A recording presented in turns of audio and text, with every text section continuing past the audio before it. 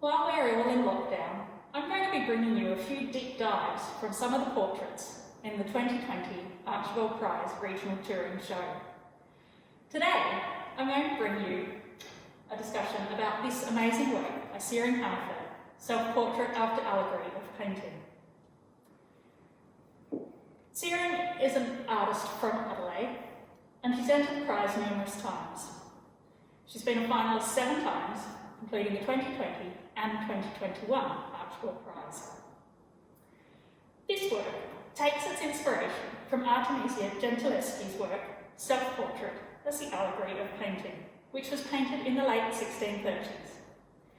That work was based on a description in the Iconologia, a handbook by Cesare Luca. The Iconologia by Cesare Luca was conceived as a guide to the symbolism of emblems used in books that were influential in the 17th century. Some of this symbolism is still present today. Think of the idea of justice as used in legal settings, that female figure holding the scales.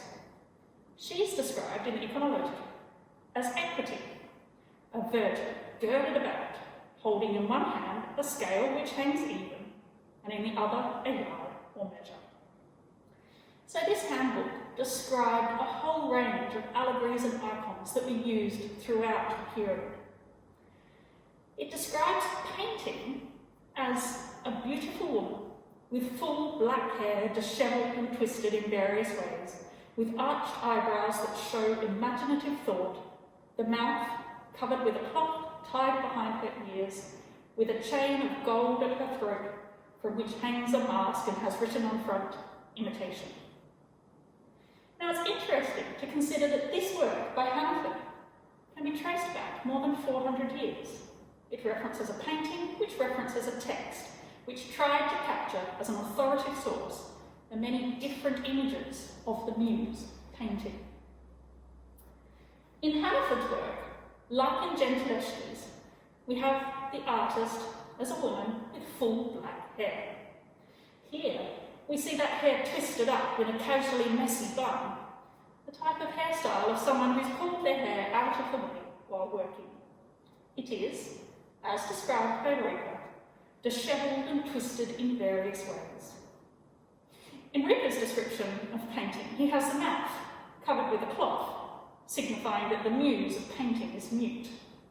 Now, we're all very familiar with wearing cloths over our mouths, but it's not necessarily something that was happening when Hannaford painted this work.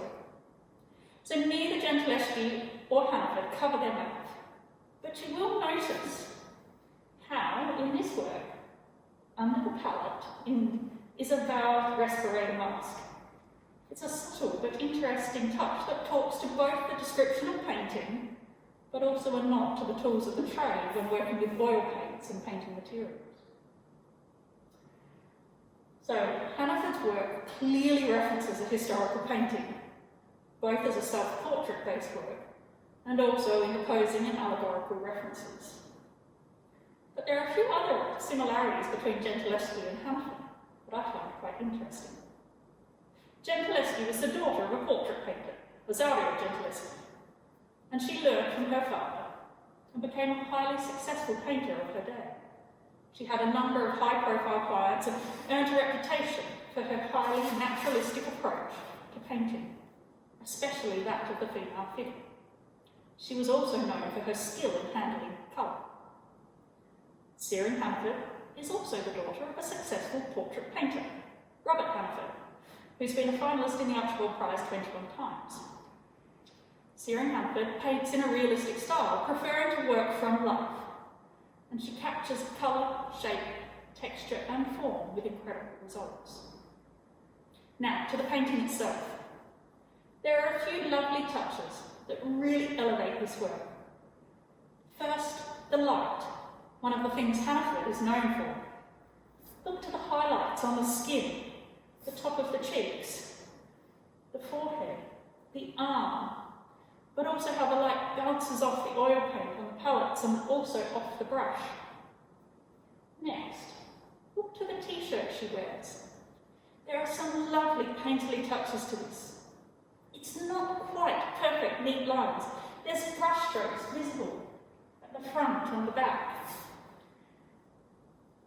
Hannaford prefers to paint from life and notes that Gentileschi used 2 mirrors to observe herself as she was painting. It's likely that Hannaford had a similar setup, and the movement of herself as she paints is captured in the soft edge of the t-shirt. Finally, look to the foreground of the image, where the palette and easel and table are set up. Here the focus softens.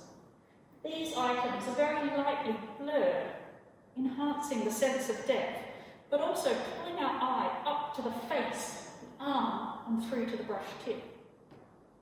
The lines created in this work are amazing and beautifully balanced. Our eye moves through and lands on the key points easily. This is a really beautiful work, constructed by someone who not only knows and is confident with the materials they work with, but also has a really good understanding of the history of art and is confident to borrow ideas and adapt for their own purposes.